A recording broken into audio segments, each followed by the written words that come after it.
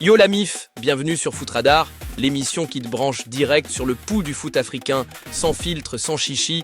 Ici, ça ne blague pas, on te balance les infos qui buzzent, celles qui font parler au quartier. Attache ta ceinture, ça démarre en flèche. Dès le coup d'envoi, un choc des titans, mais pas celui qu'on attendait. Didier Drogba, légende vivante, icône de l'OM, eh bien figure-toi qu'il a lâché un pavé dans la mare.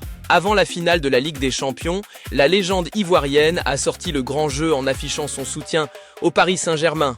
Oui, tu as bien entendu, l'information vient de Africa Top Sports et ça a fait l'effet d'une bombe sur les réseaux.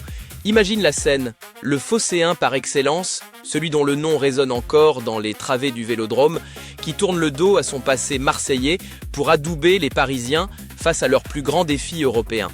Ça, c'est ce qu'on appelle un coup de théâtre, un move inattendu qui divise les puristes et fait jaser les puristes. Entre loyauté historique et admiration pour le jeu, Drogba a choisi son camp pour cette finale et ce n'est pas celui qu'on imaginait. Ça pose la question, est-ce que les légendes peuvent transcender les rivalités? Ou est-ce un affront impardonnable pour les supporters marseillais? Le débat est ouvert et crois-moi, ça va faire du bruit encore longtemps dans les cafés du Bled et les salons parisiens.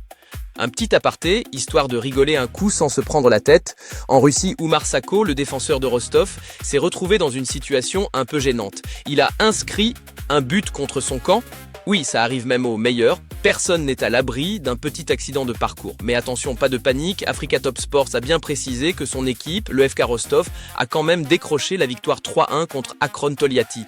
Donc pas de drame, pas de conséquences majeures, c'est l'histoire d'un détail dans un match bien maîtrisé. Un petit moment de distraction qui n'entache en rien la performance globale de l'équipe et, on l'espère, la confiance de Sako. C'est aussi ça le foot, des hauts et des bas, des erreurs qui sont parfois effacées par la force collective. L'essentiel, c'est que la victoire soit au bout. On lui souhaite que des buts dans le bon camp pour la suite, histoire de laisser cette petite mésaventure derrière lui.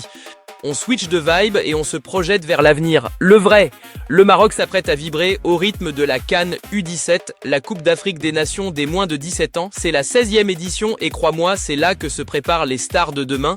Footafrica.com a déjà dressé le portrait de 5 pépites à suivre absolument. 5 jeunes talents, des diamants bruts qui vont enflammer les pelouses marocaines. C'est le rendez-vous des scouts, des recruteurs, des observateurs qui veulent dénicher les futures légendes du continent. C'est là que les noms se font, que les carrières décollent. Cette compétition, c'est une vitrine incroyable pour ces jeunes qui rêvent de marcher sur les traces de leurs aînés. On attend du beau jeu, de la fougue, de la créativité, des actions de génie. C'est le futur du football africain qui se joue sous nos yeux, avec des gamins qui ont faim de ballon et soif de victoire.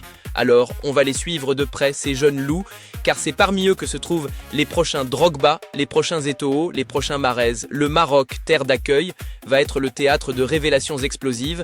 Préparez vos carnets de notes. Et pour finir en beauté, une nouvelle qui fait chaud au cœur et qui montre que l'Afrique est reconnue à tous les niveaux du jeu. La FIFA a dévoilé sa liste des arbitres pour la Coupe du Monde 2026, et devine quoi? 7 arbitres centraux africains ont été retenus. 7! C'est une marque de confiance énorme, une reconnaissance internationale de l'excellence de nos hommes en noir. Footafrica.com l'a bien souligné, c'est un pas de géant pour le football africain. Ça prouve que non seulement nos joueurs brillent, mais aussi nos officiels, nos arbitres, qui travaillent dans l'ombre pour assurer l'équité et la rigueur du jeu. Ils sont le reflet d'une formation de qualité, d'une expertise qui n'a rien à envier aux autres continents. C'est la preuve que la compétence n'a pas de couleur, pas de frontières. Nos arbitres vont porter haut les couleurs de l'Afrique sur les plus grandes scènes mondiales, garantissant le fair play et la bonne marche des matchs au mondial. C'est une fierté collective, un message fort envoyé au monde entier. L'Afrique est prête à tous les postes pour le grand rendez-vous planétaire. Chapeau bas à ces hommes qui représenteront tout un continent avec brio. Voilà, le tour est fait pour cette édition de Foot Radar.